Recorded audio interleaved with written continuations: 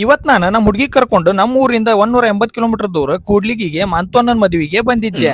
180 kilometre ದೂರ ಹೋಗೋ ಸಲುವಾಗಿ ಬೆಳಿಗ್ಗೆ 5 ಗಂಟೆಗೆ ಎದ್ದು ಹಲ್ ತಿಕ್ಕೊಂಡು ಜಳಕ ಮಾಡಿ ನಮ್ಮ ಮನೆಯಾಗಿರೋ ದೇವ್ರಿಗೆ ಕೈ ಮುಗಿದು ನಮ್ಮವ್ವಿನ ಎದ್ದಿಲ್ ತಡಿ ಅಂತ ನಾನು ಕರೆ ಚಾ ಬೆಚ್ಚಗಿಟ್ಕೊಂಡ್ ಕುಡುದು ನಮ್ಮ ಮನೆಯಿಂದ 6 ಗಂಟೆಗೆ ತಯಾರಾಗಿ ಬಿಟ್ಟೆ. ನಾ ಮೊದಲ ಮದುವೆಗೆ ಬಸ್ಸಿಗೆ ಹೋಗೋ ಪ್ಲಾನ್ ಮಾಡಿದ್ದೆ. ಆಮೇಲೆ ಮದುವೆಗೆ ಒಬ್ನ ಹೋದ್ರ ಸರಿ ಅನ್ಸಲ್ಲ ಅಂತಂದ್ ಬಾಗಲ್ದಾಗ ಕವರ್ ಹೊಚ್ಚಿ ನಿಂದ್ರಿಸಿದ್ ನಮ್ಮ ಹುಡುಗಿ ಕರ್ಕೊಂಡು ಹೋದ್ರತ ಅಂತ ಹೇಳಿ ಲಾಂಗ್ ಜರ್ನಿ ಬೈಕ್ ಮ್ಯಾಗ ಹೋಗುವಾಗ ಯಾವತ್ತೂ ಸೇಫ್ಟಿ ಇಂಪಾರ್ಟೆಂಟ್ ಅಂತ ಜಾಕೆಟ್ ಹೆಲ್ಮೆಟ್ ಹಾಕೊಂಡು ನಿದ್ಗನ್ನ ಬೈಕ್ ಹತ್ತಕ್ ಹೋಗಿ ನಾನು ಫೋನ್ ಕೆಡ್ಕೊಂಡೆ. ಬಿದ್ದಿದ್ಕ ಫೋನ್ಗಂತೂ ಏನಾಗಿದ್ದಿಲ್ಲ ರೀ. ಬೈಕ್ ಸ್ಟಾರ್ಟ್ ಮಾಡ್ಕೊಂಡು ನಮ್ಮ ಮನೆಯಿಂದ ನಾ 3 ಶೆಲ್ ಪೆಟ್ರೋಲ್ ಬಂಕಿ ಬಂದೆ ಪೆಟ್ರೋಲ್ ಹಾಕ್ಸಾಕ. ಹೋಗಿ ಬರೋ ಮಟ ನಮ್ಮ ಹುಡುಗಿಗೆ ಸ್ವಲ್ಪ ಹೊಟ್ಟೆ ಸಿಬಾರ್ದು ಅಂತ ಹೇಳಿ 1000 ರೂಪಾಯಿ ಪೆಟ್ರೋಲ್ ಹಾಕ್ಸಿದೆ. ನಾ ಬೆಳಿಗ್ಗೆ ಹೊಂಟಿದ್ ಜರ್ನಿಗೆ ಹೇಳಿ ಮಾಡಿಸ್ದಂಗಿತ್ ನೋಡ್ರಿಪ್ಪ ವಾತಾವರಣ.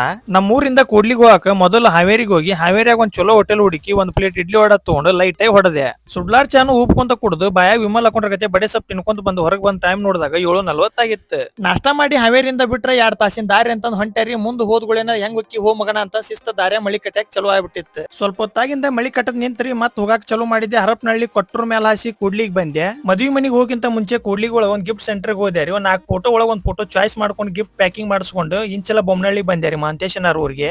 ಅಂತೂ ಇಂತೂ ಬಂದೆ ನೋಡ್ರಿ ನಮ್ಮ ಆರ್ಮಿ ಇರೋ ಮಾಂತೇಶನಾರ್ ಮದ್ವಿ ಮನಿ ಕಡೆಗೆ. ನಾ ಹೋದಾಗ ಅಣ್ಣ ಪೂಜೆ ಕುಂತಿದ್ದಾರೆ. ಆಮೇಲೆ ಅಣ್ಣನ್ ಮಾತಾಡ್ಸ್ಕೊಂಡು ಅವ್ರ ಬಾವಿ ಕಡೆ ಹೋದ್ವಿ. ಬಾವಿ ಕಡೆ ಹೋದಾಗ ಪೂಜೆ ಆಗಿಂದ ನನ್ ಕೈಯಾಗ ಒಂದ್ ಕಂಕಣ ಕಟ್ಟಿದ್ರೆ 2050 ಒಂದು ಮದುವೆ ಆಗ್ಲಿ ಅಂತ. ಇನ್ನೇನ್ ಸ್ಟೇಜ್ ಕಡೆನ ಬರ್ತಾನ್ ತಡಿ ಅಣ್ಣ ಅಂತಂದು ಹೋಗಿ ಕಾಯ್ಕೊಂಡ್ ಕುಂತ್ರ ನಾ ಎಷ್ಟೊತ್ತಾದ್ರೂ ಬರವಲ್ಲ. ಚೆನ್ನೈ ಟೀಮ್ ಒಳಗ ಧೋನಿ ಬ್ಯಾಟಿಂಗ್ ಆಡಕ್ ಬರೋದ್ ಕಾದಂಗ ಆಗಿತ್ ನೋಡ್ರಿ.